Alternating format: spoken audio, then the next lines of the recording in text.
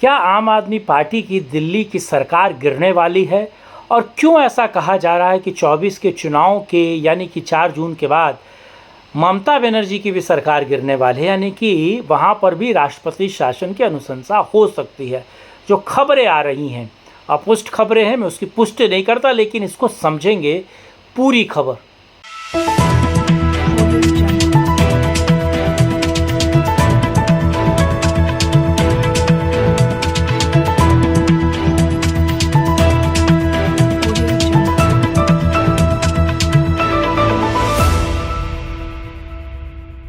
नमस्कार, मैं कुमार श्रीकांत आपका स्वागत करता हूं। और खबर शुरू करने से पहले आप लोगों से अनुरोध है कि इस वीडियो को लाइक, शेयर, चैनल को सब्सक्राइब कीजिए और इस QR कोड पर आप सहयोग और समर्थन भी दे सकते हैं। आप समझिए खबर क्या है।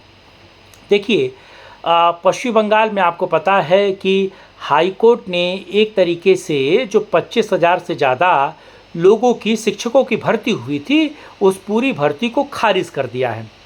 आपको पता है कि तकरीबन 50 करोड़ से ज़्यादा ममता के एक मंत्री के घर पर ही मिले थे। और जब CBI इस पूरे मामले की जांच कर रही है तो ये पता चल रहा है कि साहब, आपको पता है, आप पेपर देते हैं तो एक QR शीट होता है जिसके अंदर आप पेपर देते हैं, और जिन लोगों की भर्ती की गई है तकरीबन 25,000 से ज़्यादा लोगों की, उन्होंने उनका QR शीट जो है वो खाली था, यानी कि भर्ती में अनियमितताएँ थी, पैसे लेकर भर्ती की गई, ऐसी खबरें हैं। और ये एक और खबरें जो सोशल मीडिया पर हैं वो ये कहती है कि अगर एक व्यक्ति से, यानी कि एक अभ्यर्थी से 1 लाख रुपए लेकर उसकी भर्ती की गई, तो आप समझिए कि अगर 25,000 लोगों की भर्ती की जा रही है तो तकरीबन ये आप समझिए कि आंकड़ा कितना बढ़ा जाता है और कितना ये आंकड़ा कहाँ तक छुएगा। यानी कि तकरीबन आप समझिए 2500 करोड़ के ऊपर का ये पूरा स्कैम है। अब ना केवल अब हाई कोर्ट क्या कह रहा है इसको समझिए, और कैसे मैं कह रहा हूं कि वहां पर राष्ट्रपति शासन लग सकता है और उसके पीछे के कारण क्या है। हाई कोर्ट ने कहा है कि प्रथम दृष्टया ऐसा लगता है कि सरकार और कैबिनेट इसमें सम्मिलित है।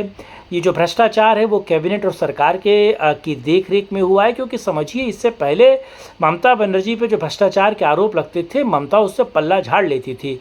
लेकिन जिस तरीके से ममता के तमाम मंत्री लगातार आप समझिए जेल में हैं, और ममता के तमाम मंत्री लगातार जिस तरीके से उनके साथ ऐसी घटनाएं हो रही हैं, यानी कि CBI और EDI की रेड में वो पकड़े जा रहे हैं और ये पूरा मामला खुल रहा है, तो समझिए कि अभ्यर्थी जो 25,000 जो घूस देकर इसमें आए थे, उनकी कॉपी QR शीट तो मिली नहीं। दूसरी चीज़ आप समझिए, प्रथम दृष्टया इसमें सरकार भी सम्मिलित लगती है, ये हाईकोर्ट कह रहा है, और हाईकोर्ट ऐसा कह रहा है तो इस पर कार्रवाई क्या हो सकती है, यानी क्या कुछ हो सकता है, ये भी बहुत महत्वपूर्ण है।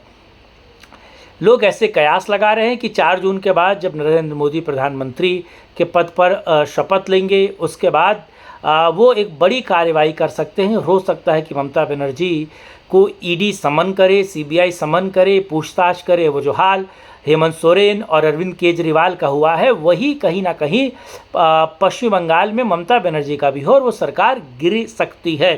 ये बीच चुनाव में नहीं, लेकिन ये खबरें बहुत बड़े पैमाने पर फैल रही हैं। दूसरी जो सबसे बड़ी खबर वो ये है कि दिल्ली में ये कहा जा रहा था, और आम आदमी पार्टी अरविंद केजरीवाल भी इस मामले को लेकर बहुत आश्वस्त थे कि बिटवीन द इलेक्शन उनको गिरफ्तार नहीं किया जाएगा, बिटवीन द इलेक्शन मोदी सरकार ऐसा स्टेप नहीं लेगी या ED ऐसा स्टेप नहीं लेगी, और सरकार ऐसा धब्बा लेने की कोशिश नहीं करेगी जिसमें सीधे तौर पर वो एक तरीके से कटघरे में खड़ा हो जाए।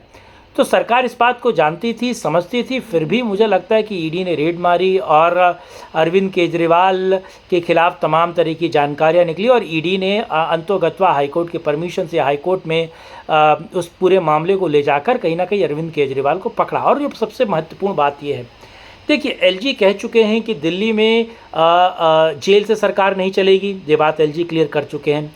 दूसरी तरीके से अगर आप देखें, तमाम हथकंडे अपनाने के बावजूद भी अरविंद केजरीवाल को बेल नहीं मिल रही है। दूसरी सबसे महत्वपूर्ण जो खबर ये आ रही है कि दिल्ली सरकार बहुत जल्दी 4 जून के बाद गिरने वाली है। उससे पहले तो मैं नहीं बता सकता, लेकिन 4 जून के बाद सरकार जरूर गिरेगी, क्योंकि अरविंद केजरीवाल किसी और को मुख्यमंत्री बनाकर अपना आलीशान बंगला देना नहीं चाहेंगे, और दूसरा महत्वपूर्ण है कि अगर राष्ट्रपति शासन यहाँ लगता है तो बंगला किसी और के पास नहीं जाएगा, बल्कि अगले चुनाव में बंगला लेने की एक तरीके से उनकी आस प्रबल भी रहेगी और जागी भी रहेगी। दूसरा सबसे महत्वपूर्ण है, क्योंकि दिल्ली के चुनाव में, लोकसभा चुनाव के बाद बहुत कम समय बचा रहेगा, तो सुनीता भी मुख्यमंत्री के तौर पर न चुनाव लड़ सकती है, न दिल्ली की मुख्यमंत्री बन सकती है। तो अरविंद केजरीवाल के लिए इधर नफ़ा उधर नुकसान की स्थिति है।